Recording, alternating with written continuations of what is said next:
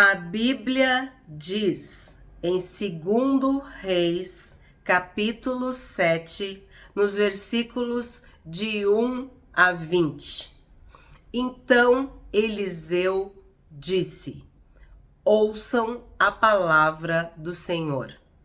Assim diz o Senhor. Eu vou parar aqui. Por quê? O capítulo de hoje é uma continuação do capítulo de ontem. Quem assistiu o vídeo de ontem percebeu que o fim foi meio abrupto. Continuava a história.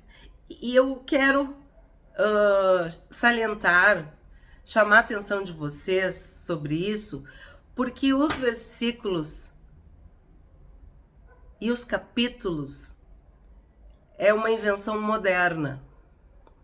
A Bíblia não foi escrita assim. Então, essa divisão muitas vezes interrompe a narrativa. E tem trechos em que o versículo fica antes ou fica depois. Então, eu queria que vocês prestassem atenção, porque esse é um exemplo típico. O capítulo 6 de 2 Reis e o capítulo 7, eles poderiam ter sido divididos de outra forma, porque quem viu ontem terminou assim, ó: enquanto Eliseu ainda falava com eles, chegou o rei que disse: eis que este mal vem do Senhor Deus, que mais poderia eu esperar do Senhor? E terminou assim o capítulo 6, mas na verdade não terminou nada, continua, porque olha o que ele diz. Então Eliseu disse: ouçam a palavra do Senhor, assim diz o Senhor, que agora a gente vai estudar. Mas para quem começou esse vídeo e não tá entendendo muita coisa, eu vou fazer uma revisãozinha do vídeo de ontem. Eu vou recapitular, porque foi muito importante o que aconteceu no capítulo anterior, no vídeo de ontem. Eu vou relembrar o significado do nome Eliseu. Deus é salvação. Quando o machado cai na água, cai no Rio Jordão, e Eliseu flutua, faz com que o machado flutue, o ferro do machado flutue, a gente viu a importância deste Deus salvar. Falei da importância de entender que aquele galho, aquele tronco, aquela madeira que foi colocada era a própria cruz, a própria salvação, o próprio Senhor Jesus salvando quem estava perdido. Nós, por mais que nós tenhamos pecado, por mais que nós tenhamos ido pro fundo do fundo, o Senhor Jesus tem poder para nos trazer, para nos fazer flutuar, para nos levar para cima, para a superfície. E sim, se estávamos perdidos, somos achados, assim como o machado que tinha sido perdido. A gente viu também a situação da cegueira. O Geazi era o moço de Eliseu, o servo de Eliseu. E Eliseu pede para que Deus abra os olhos dele, para que ele veja que maior eram aqueles que estavam com eles do que os que estavam contra eles. E depois ele pede para os inimigos ficarem cegos. E depois pede para os inimigos voltarem a ver. Então, isso mostra o poder de Deus, claro, acima de tudo, mas também que nós, muitas vezes, estamos com os olhos abertos e não estamos vendo. Tem até um vídeo no canal sobre isso, sobre o cego que foi curado em 2 etapas. Foi o último vídeo de 2023. Aqui a gente está vendo isso. Abre os olhos para ver, fecha os olhos para não ver. Então, a cegueira e a visão, infelizmente, muitas vezes são alternadas na mesma pessoa. Em relação a circunstâncias, às vezes a gente está com os olhos bem abertos e está vendo tudo. Em outras, a gente está cego, não está vendo, não está entendendo nada. Então, pontuando esses detalhes, salientando esses detalhes, vamos entrar no capítulo 7. Então, Eliseu disse: Ouçam a palavra do Senhor. Assim diz o Senhor. Amanhã, a estas horas, mais ou menos, junto ao portão de Samaria, uma medida da melhor farinha será vendida por uma moeda de prata, e 2 medidas de cevada serão vendidas por uma moeda de prata. Porém, o capitão em cujo braço o rei se apoiava, respondeu ao homem de Deus: mesmo que o Senhor Deus fizesse janelas no céu, será que isso poderia acontecer? O profeta respondeu: eis que você verá isso com seus próprios olhos, mas não comerá disso. Eu fico assim, ó, me revolto até as entranhas. Um homem de Deus está falando e ele diz, olha a introdução da sua fala: ouçam a palavra do Senhor. Então não é o que eu tô falando, eu sou homem. Assim diz o Senhor. E fala, profetiza, proclama, anuncia. E o que acontece? O capitão duvida. E pior do que duvidar é falar que duvidou. É questionar. Mesmo que o Senhor Deus fizesse janelas no céu. Sabe o que quer dizer isso? Deus não pode. Duvidar do poder de Deus. É limitar o poder de Deus. E isso, infelizmente, nós fazemos todos os dias. Nós colocamos a nossa fé em tudo, menos na palavra de Deus. A Bíblia virou um livro como qualquer outro livro. As pessoas leem e dizem, aconteceu isso. Não, este Deus da Bíblia é o mesmo. Jesus é o mesmo ontem, hoje e será eternamente. O Senhor, o Deus da Bíblia não muda. Ele é eterno. Ele é o alfa, ele é o ômega, ele é o princípio e ele é o fim. Ele é o todo-poderoso, ele é o onipotente, o onisciente, o onipresente. E o capitão, na sua soberba, na sua arrogância, diz que nem que se Deus abrisse janelas do céu, isso ia acontecer. Então guarda bem, guarda esse versículo e vamos continuar a narrativa. 4 homens leprosos estavam à entrada do portão da cidade. Eles disseram uns aos outros: para que vamos ficar aqui sentados até morrer? Se decidirmos entrar na cidade, há fome na cidade e morreremos lá. Se ficarmos sentados aqui, também morreremos. Olha a lógica.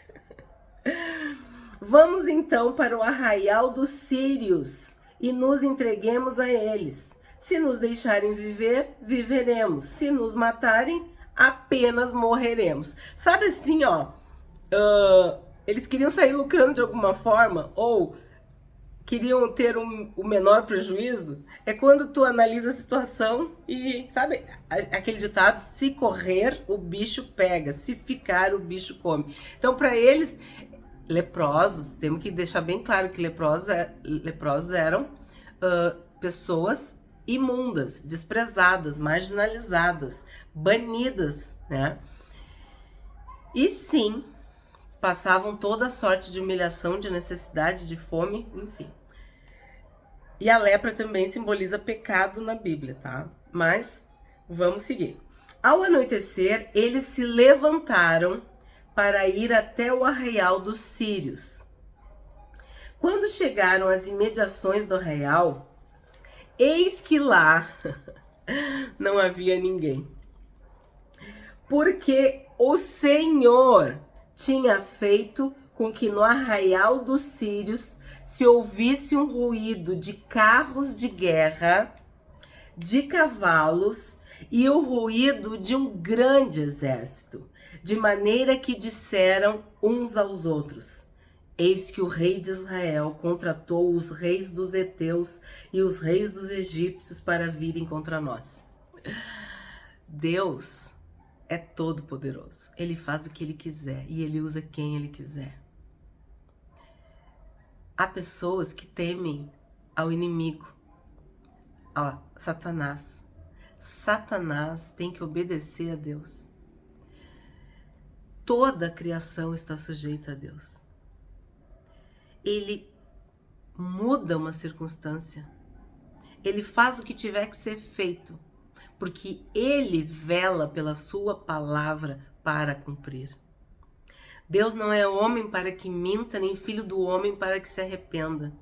Então, quando Deus falar, a gente tem que crer, a gente tem que confiar na palavra de Deus. E a gente está vendo que Eliseu era usado tremendamente por Deus. Que o que Eliseu falava era lei. É só tu ir relembrando todos os episódios, todos os milagres, os sinais, os prodígios, as maravilhas efetuadas por Deus através de Eliseu. E aqui, o que aconteceu? Os inimigos, os sírios, ouviram um barulho, um ruído, como de um exército gigantesco. Eles fugiram para salvar a sua vida. Assim, quando aqueles leprosos chegaram às imediações do arraial, entraram numa tenda, comeram e beberam. Depois levaram dali prata, ouro e roupas. Então se foram e esconderam tudo. Voltaram, entraram em outra tenda e dali também levaram o que havia e esconderam. Aí tu pensa, os leprosos, eram 4 leprosos, eles estavam perto da morte, eles estavam esperando a morte. Como eles disseram, eles iam morrer de fome ou eles iam morrer nas mãos dos inimigos. Eles sabiam que estavam mais perto da morte do que da vida. E aí, daqui a pouco, eles estão comendo, bebendo e estão ricos. 9. Então disseram uns aos outros, não é certo o que estamos fazendo? Esse dia é um dia de boas novas e nós nos calamos. Ó, aqui temos que parar. Isso é verdade. Devemos nos alegrar com quem se alegra e chorar com quem chora. Nós devemos compartilhar a vida, celebrar a vida. E sim, também viver o luto, a perda, as dificuldades. Compartilhar a vida com as pessoas. Nós não devemos pegar o bem para nós e deixarmos as pessoas sofrerem sozinhas. Ou o contrário também, né? A gente sofre calado, a gente sofre como se fôssemos um refém, um prisioneiro, um esquecido, um abandonado. Também não pedimos ajuda. Isso também é soberba. Então, às vezes somos egoístas de um lado, outras vezes somos orgulhosos, soberbos, autossuficientes do outro. Enfim, esse é um princípio que tem que ser quebrado, que infelizmente o ser humano tem. E às vezes é por isso que as pessoas não pregam o evangelho. Tu é feliz, tu ama Deus, tu é salvo, tu tem perdão e tu não fala de Jesus para ninguém. Tu não compartilha o vídeo da internet. Tu não é capaz de enviar um versículo. Tu não pergunta para a pessoa se ela quer uma oração. Tu não faz nada pelo próximo, mas tu vive no céu, no paraíso. Tu tem uma vida abençoada. Então, às vezes, o evangelismo parece que é um crime. Parece que é um erro. E não é verdade. Quando ele fala de boas novas, me vem evangelho. Porque o que o evangelho é? Uma boa nova, uma boa notícia. E claro que aqui é uma questão muito específica, mas nós estamos sempre ampliando o conhecimento, sempre buscando mais de Deus, para que Deus cada vez nos ensine mais sobre a sua palavra. Então, isso é uma reflexão para nós. Tu é um mensageiro de más notícias, tu só conta coisa ruim? Ou tu é aquele que só esconde o que é bom? Quando tu tá feliz, tu não conta. Tu tem medo? Ou tu só conta desgraça porque tu quer que as pessoas tenham pena de ti, ou tu quer que os outros sejam teus garçons, empregados, funcionários. Não sei o que Deus está querendo falar com alguém aí do outro lado, mas é exatamente isso. Eles podiam ter ficado felizes só por não estarem mais morrendo de fome, já terem prata, já terem ouro, já estarem bem. Não, mas olha o que ele diz, não é certo o que estamos fazendo. Esse dia é um dia de boas novas e nós nos calamos. Devemos compartilhar a vida e abençoar quem está à nossa volta. E às vezes é uma boa notícia, é uma palavra de esperança, é um bom exemplo, é uma realização, é uma vitória, é uma alegria, e tu esconde. Ou tu só conta para pessoas que tu acha que são mais importantes. Tu faz seleção. Vamos pensar sobre isso. Se esperarmos até a luz da manhã, seremos tidos por culpados. Vamos agora mesmo anunciar isto no Palácio Real. Assim, eles foram e gritaram para os porteiros da cidade, anunciando o seguinte: fomos ao arraial dos sírios e lá não vimos nem ouvimos ninguém. Encontramos apenas os cavalos e os jumentos amarrados e as tendas como estavam. Então os porteiros gritaram e fizeram anunciar a notícia no interior do Palácio Real. O rei se levantou de noite e disse aos seus servos: deixem que eu explique a vocês o que os sírios nos fizeram. Eles sabem que nós estamos famintos. Por isso saíram do arraial e se esconderam no campo, pensando assim: quando eles saírem da cidade, nós o apanharemos vivos e entraremos na cidade. Essa explicação do rei é uma lógica que era recorrente, acontecia. Inclusive, nós já estudamos sobre isso também, de que era uma estratégia, que é como fazer uma armadilha, deixar as pessoas presas lá dentro. E aí todos vêm por fora e eles não têm pra onde fugir. Então um dos servos do rei tomou a palavra e disse: vamos enviar alguns homens com 5 dos cavalos que ainda restam na cidade e ver o que acontece. Se morrerem, apenas terão a mesma sorte da multidão dos israelitas que já morreram. De novo, a fome era tanta, o cerco, né, era tanto. Isso era muito comum naquela época. E até hoje, quando eles falam, desculpa, quando eles falam em embargos, em sanções, muitas vezes começa a faltar certos alimentos ou certas substâncias, certos produtos. E isso prejudica a vida do cidadão. E isso vai fazendo com que eles se revoltem contra seus próprios líderes. E isso vai enfraquecendo. E dessa forma o inimigo tem mais força. Isso também acontece espiritualmente, principalmente espiritualmente.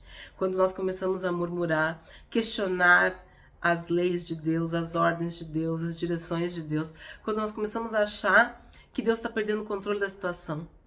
Isso é o inimigo minando a nossa mente. É colocando incredulidade, colocando falta de fé, fazendo com que a gente duvide do nosso Deus, do amor do nosso Deus, da bondade do nosso Deus, da nossa filiação. A gente começa a achar que a gente é qualquer coisa, menos filho, menos filha. Porque Deus não cuida, porque Deus não protege, porque eu tô passando necessidade, porque eu tô passando fome, tô passando sede, tô presa. Enfim, toda situação começa a gerar uma insatisfação, uma murmuração, uma incredulidade, uma dor. A gente começa a se sentir mal, órfão, abandonado. E isso é uma estratégia maligna para minar o nosso relacionamento, a nossa fé, a nossa confiança no Deus vivo, que é o Deus vivo, todo-poderoso, mas é o nosso Pai. E como um Pai, Ele é o nosso protetor e nos ama. Então, a gente também presta atenção nessa situação. 14. Assim pegaram 2 carros de guerra com cavalos e o rei enviou os homens atrás do exército dos sírios, dizendo: vão ver o que está acontecendo. Que bom, né? Porque a gente nunca deve acreditar em uma só testemunha, né? O parecer de 2 ou 3 testemunhas, tudo se esclarece. Então, nesse caso, como as testemunhas eram leprosos, né? E como eles estavam num limite, numa situação limite, alguém teve a sabedoria de dizer: manda alguns homens com os cavalos. Como quem fosse, hoje em dia se diz, né? Boi de piranha. O que quer dizer isso? Vai um na frente, se realmente tiver piranha, as piranhas pegam aquele e a boiada, a manada, o rebanho passa. Seria mais ou menos isso. Aqueles seriam sacrificados se fosse mentira, ou seriam privilegiados se fosse verdade. Eles foram atrás dos sírios até o Jordão, e eis que todo o caminho estava cheio, eu não aguento, eu tenho que rir, de roupas e de armas que os sírios, na sua pressa, tinham jogado fora. O inimigo, para fugir, ele perde tudo. Lembra? Fugirão por 7 caminhos de desespero. Olha só que horror. Os mensageiros voltaram e anunciaram isto ao rei. O poder de Deus, o poder de Deus. Então o povo saiu e saqueou o arraial dos sírios, e assim uma medida da melhor farinha era vendida por 1 moeda de prata, e 2 medidas de cevada por 1 moeda de prata, segundo a palavra do Senhor. Eu não falei para ti? Guarda o versículo. Então, se cumpriu. 17. O capitão em cujo braço o rei tinha se apoiado foi encarregado pelo rei de guardar o portão da cidade. Mas o povo o atropelou junto ao portão e ele morreu, como o homem de Deus tinha dito quando o rei foi falar com ele. Assim se cumpriu o que o homem de Deus tinha falado ao rei. Amanhã, a estas horas, mais ou menos, junto ao portão de Samaria, 2 medidas de cevada serão vendidas por 1 moeda de prata, e 1 medida da melhor farinha será vendida por 1 moeda de prata. Aquele capitão havia respondido ao homem de Deus: mesmo que o Senhor Deus fizesse janelas no céu, será que isso poderia acontecer segundo esta palavra? Ao que o profeta havia respondido: eis que você verá isso com os seus próprios olhos, mas não comerá disso. E assim aconteceu com ele, porque o povo o atropelou junto ao portão e ele morreu. Sempre que eu leio essa passagem, eu me emociono, sempre. Porque tu vê um homem de Deus ser usado com uma palavra profética, com o dom da profecia. Ele anuncia o que vai acontecer. E isso é bênção.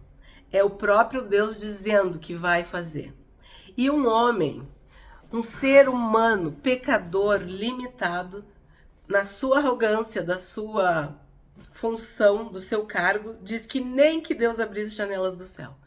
E aí, sabe o que diz? Tu vai ver e tu não vai comer. Mas pode ser mais, a gente pode ampliar isso. Tu vai ver e tu não vai viver. Tu vai ver e tu não vai experimentar. Tu não vai desfrutar. Tu não vai usufruir porque tu duvidou, porque tu não creu.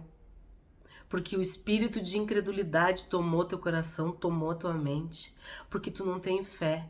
E sem fé é impossível agradar a Deus. E este capitão morreu.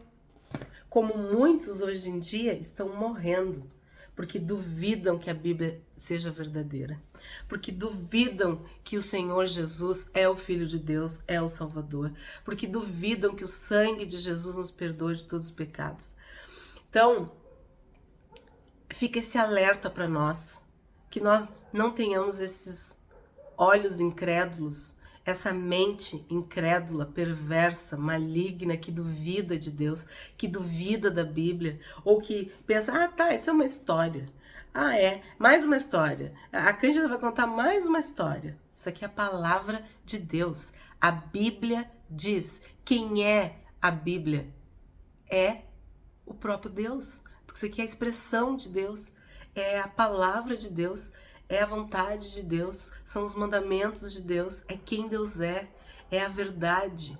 Então nós devemos ter temor quando nós abrimos a palavra de Deus, quando nós lemos, ouvimos, meditamos nessas histórias, que nada mais são do que a pura, inerrante palavra de Deus, Deus falando conosco. O que nós aprendemos hoje? Que Eliseu profetizou que o povo seria salvo da fome e da morte, e do cerco, do sítio dos sírios, né? Eles estavam cercados, sitiados.